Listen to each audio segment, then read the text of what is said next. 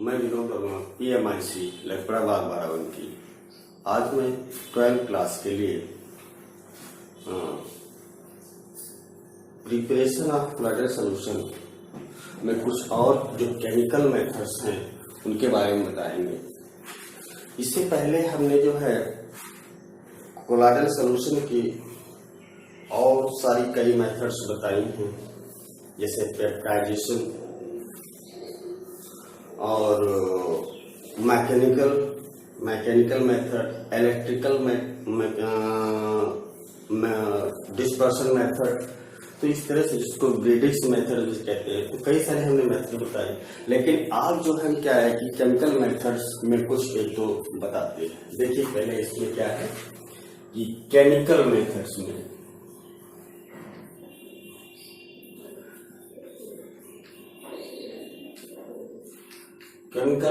में सबसे पहले ऑक्सीडेशन मेथड।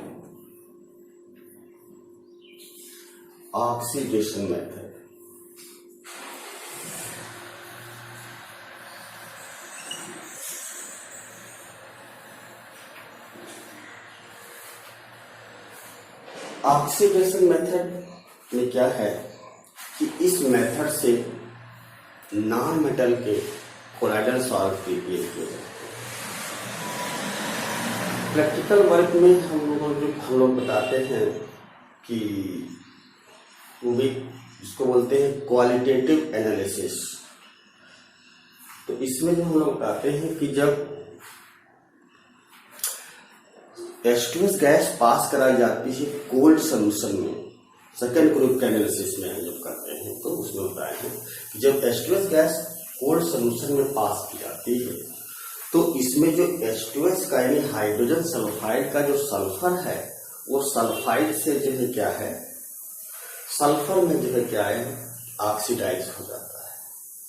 तो इस टेक्निक को, इस मेथड को लेकर के हम कोलाइडल सॉल्व, नॉन मेटल के कोलाइडल सॉल्व प्रिपेयर किए जा सकते हैं। It means by this method, that is oxidation methods, some colloidal salts of non-metal can be prepared as। तो इसमें देखिए क्या है कि जैसे सपोज के लिए हमने H2S गैस ये देखिए इस तरह से पास की, और इसका अगर हम ऑक्सीडेशन दिखाएं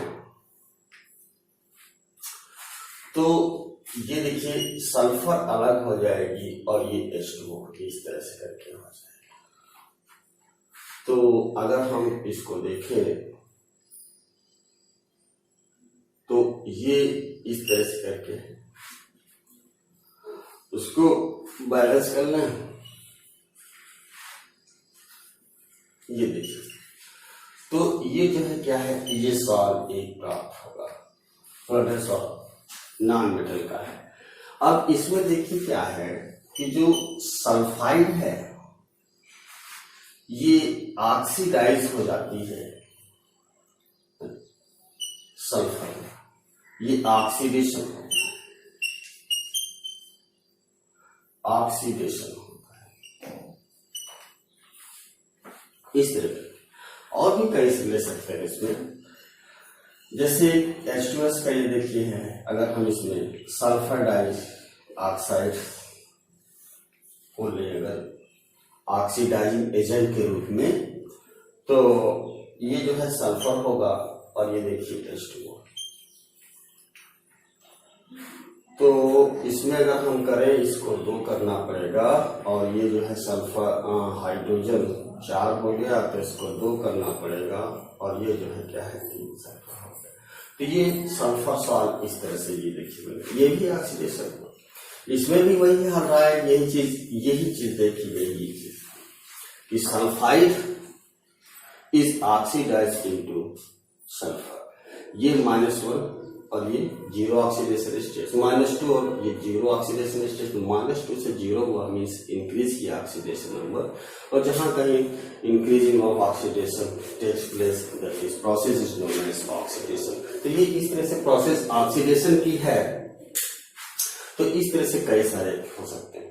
इसका मतलब इसमें क्या है कि ऑक्सीडेशन मेथड्स में क्या है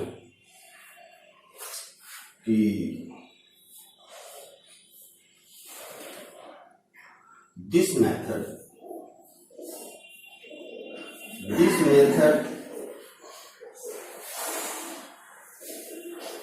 can be used to prepare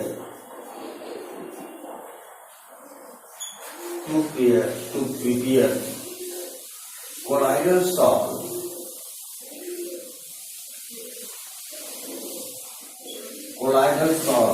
of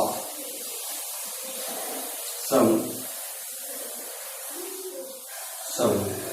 non-metals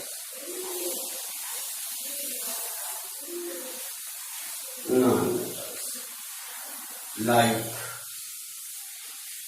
sulfur salt,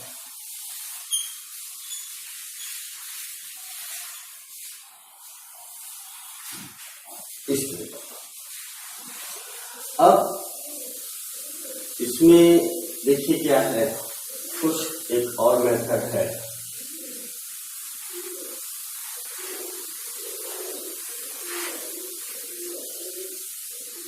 दूसरा इसमें reduction method.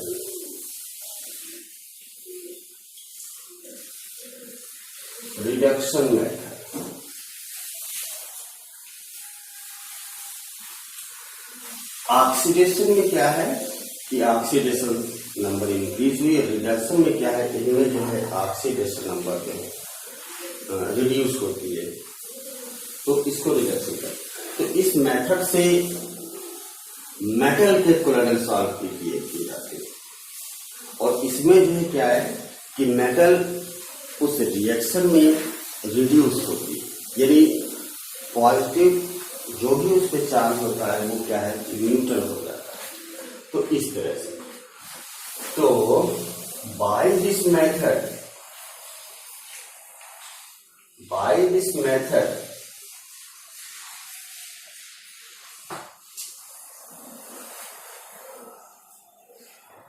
some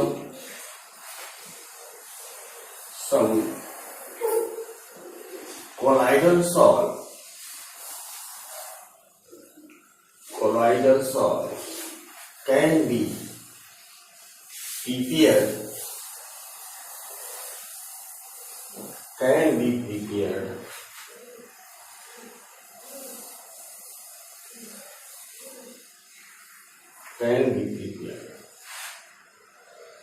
in this process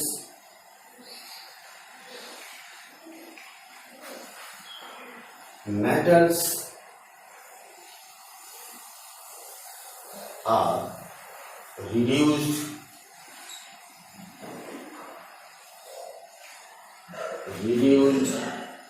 into neutral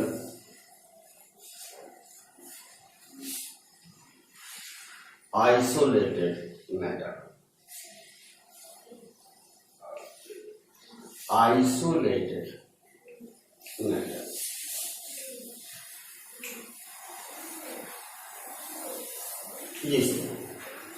और इसके द्वारा बाय भी कह सकते हो, बाय रिड्यूसिंग एजेंट।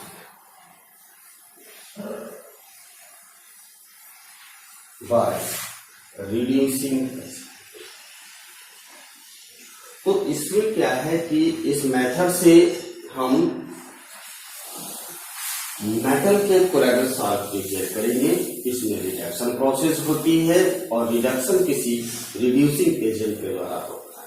तो इस प्रोसेस में जो मेटल होगी किसी सॉल्ट के फॉर्म में होगा, मेटल का सॉल्ट के फॉर्म में होगा, तो वो जो मेटल क्या होती है वो रिड्यूस हो जाती है, एकदम सेपरेट मेटल के रूप में जो है क्या है जैसे प्राप्त होती है। अगर हम एक इसका एग्जाम्पल लें, जैसे आरिक क्लोराइड का किसी भी reducing agent, what are reducing agents, which oxidize itself but reduce other are known as reducing agent.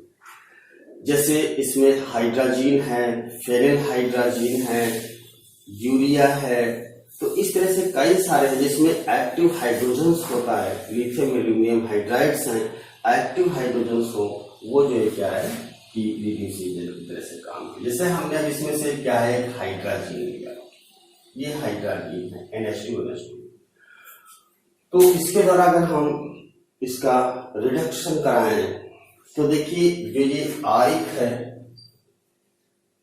Ion, वो जो है क्या है आरम मेटल, न्यूट्रल मेटल में जो है क्या है सॉल्ट के रूप में प्राप्त होगा, और रिएक्शन को कंप्लीट करने के लिए ये भी करना पड़ेगा।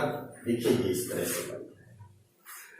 अब अगर हम देखें हाइड्रोजन यहाँ 4 दिख रहा है बैलेंस करने के लिए, तो ये 3 है, ऐसा कुछ नहीं है। अगर हम और कुछ करें, देखिए यहाँ से 4 करें तो 12 हो गया, तो इसको अगर हम 12 बैलेंस करें तो Cl के भी जो है क्या है इसको कितना करना पड़ेगा,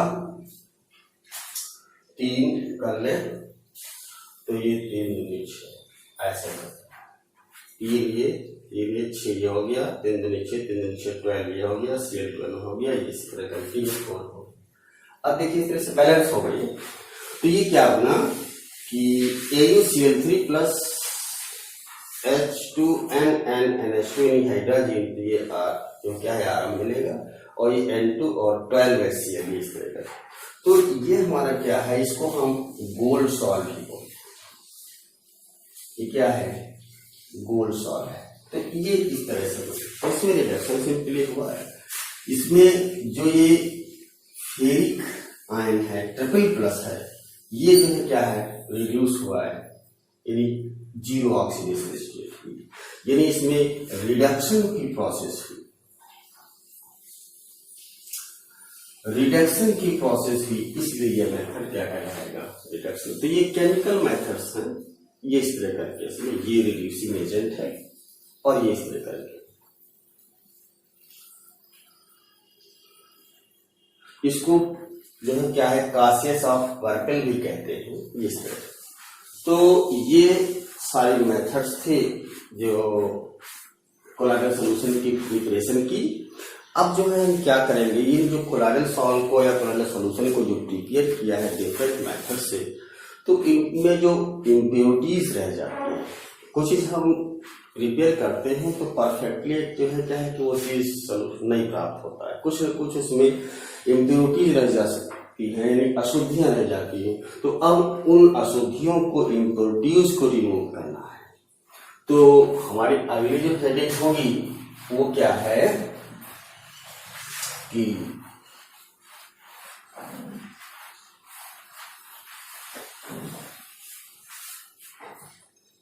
प्यूरिफिकेशन ऑफ कोलाइडल सॉल्यूशन।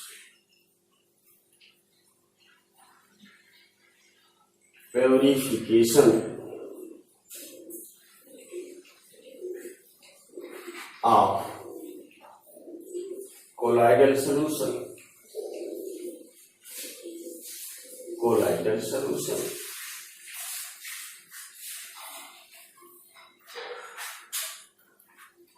तो देखिए इसमें क्या है,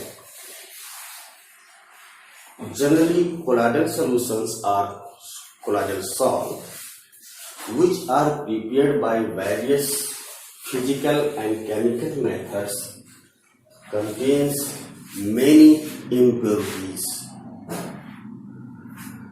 Impurities present in colloidal solution are of basically 2 types.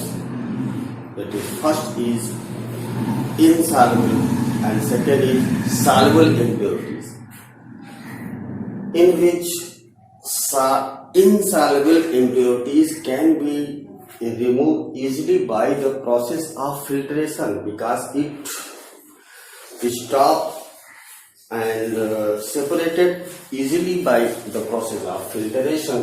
But those properties which are soluble in solution, colloidal solution, such type of impurities cannot be removed easily by the process of filtration. That is, these impurities can only be removed by some process like dialysis, electrodialysis, ultrafiltration, etc. etc. तो हम अब उसमें से देखिए क्या है कि उसमें सबसे पहले हम चलते हैं प्यूरिफिकेशन में। तो पहला इसमें है, जैसे हम लेते हैं डायलिसिस।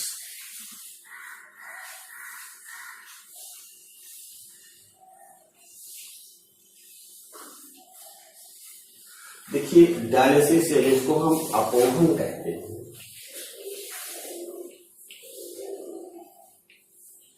इस चीज को समझिए, ये इंपॉर्टेंट प्रोसेस है, लेकिन ये सिंपल प्रोसेस है, बहुत ज्यादा अच्छा नहीं है, लेकिन है इंपॉर्टेंट प्रोसेस सॉल्युबल इम्प्योरिटीज को रिमूव करने के लिए।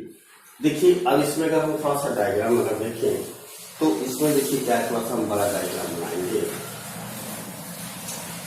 तो देखिए इसमें क्या है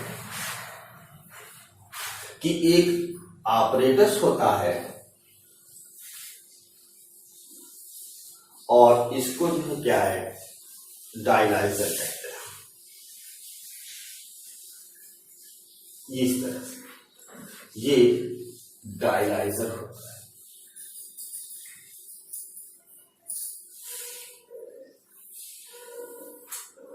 यानी अपोहक होता है। ये इन्वर्टेड फनल लाइक स्ट्रक्चर है और इसके निचले सिरे पर ये क्या है कि डायलाइजिंग मेम्ब्रेन हम इस तरह से बाउंड करते हैं कि ये बैग लाइक स्ट्रक्चर है। ये क्या है, डायलाइजिंग मेम्ब्रेन। ये डायलाइजिंग मेम्ब्रेन है, ये बैग लाइक है इस तरह करके, और इसको यहां से इस तरह से पानी देते हैं। अब इसमें उस कोलाइडल सॉल्यूशन को भरेंगे जिसका हमें प्यूरिफिकेशन करना है। यानी impure colloidal solution is to be filled in this bag-like structure obtained by the binding of dialyzing membrane like this।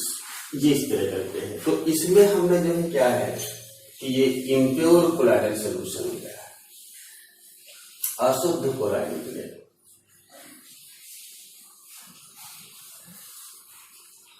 Impure colloidal solution इस तरह। तो in this apparatus in bag-like structure that colloidal solution is to be filled, which is used to be that for the process of dialysis। ये इस तरह करके अब क्या करते हैं कि इसको वाटर में या प्योर सॉल्वेंट में इसको इस तरह से सस्पेंड कर दिया, और इसमें देखिए ये क्या है, ये वाटर है। इस तरह से ये वाटर,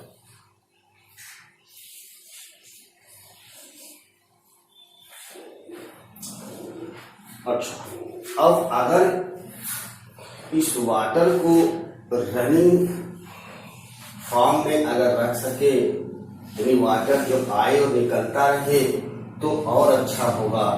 तो इसके लिए जो क्या है कि हम इस तरह से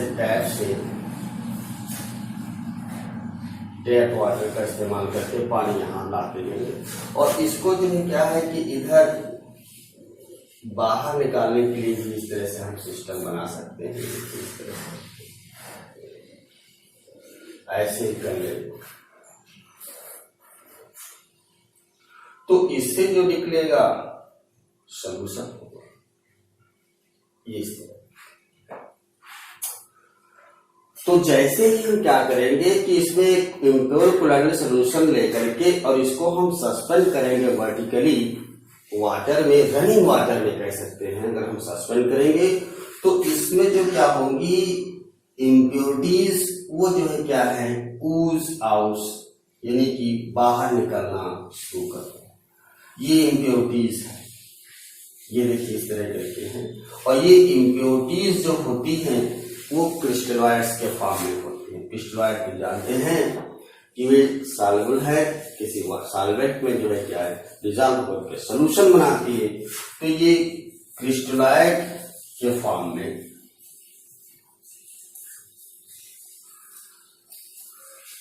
ये इस फॉर्म में जो है क्या है इम्प्योरिटी को। तो ये बाहर निकल जाएंगे और इसमें केवल कोलॉइड बचेंगे। कोलॉइड थोड़ा साइज में बड़े होते हैं, ये नहीं निकल पाएंगे, ये कोलॉइड्स है। पहले ही स्टार्टिंग में मैंने कोलॉइड्स और क्रिस्टलॉइड को जो है क्या बताया है। क्रिस्टलॉइड्स वह है जो पार्चमेंट झिल्ली से या डायलाइजिंग मेम्ब्रेन से जो है डिफ्यूज हो जाती है, और कोलॉइड्स ऐसे सब्सटेंस हैं जो पार्चमेंट मेम्ब्रेन या डायलाइजिंग मेम्ब्रेन से जो है क्या डिफ्यूज नहीं होते। तो crystalloid and colloids these are divided into two only on the basis of diffusibility through dialysing membrane or parchment paper। तो इसके आधार पर इसको किया है। तो इसका मतलब है कि इम्प्योर कोलॉइडल सोल्यूशन में दो चीजें हैं, एक तो कोलॉइड्स और क्रिस्टलॉइड्स। क्रिस्टलॉइड इम्प्योरिटीज के रूप में और कोलॉइड कोलॉइडल सोल्यूशन के रूप में इस तरह से होता है। तो ये इम्प्योरिटीज जो है क्या है कि इसमें आएंगी, और चूंकि वाटर रनिंग वे में है इसलिए वाटर यहाँ से इस तरह करके जाकर के ये ऐसे तरह से बाहर निकल जाएगा। तो इम्प्योरिटीज जो होंगी वो क्रिस्टलॉइड के फॉर्म में है, वो वाटर में डिसॉल्व होगी और वाटर के साथ ये वाष्प में इस तरह से। और इसके भीतर जो भी कोलॉइडल सोल्यूशन है वो जो है क्या है कि हमें सेपरेट मिल जाए। तो इस मेथड से देख रहे हैं कि इसमें ऐसे है कि ऐसे इसको जो है हम रिमूव कर सकते हैं। तो ये जो मेथड है ये जो है क्या है कि डायलिसिस प्रोसेस। तो आज हम इतना ही इसमें रखेंगे।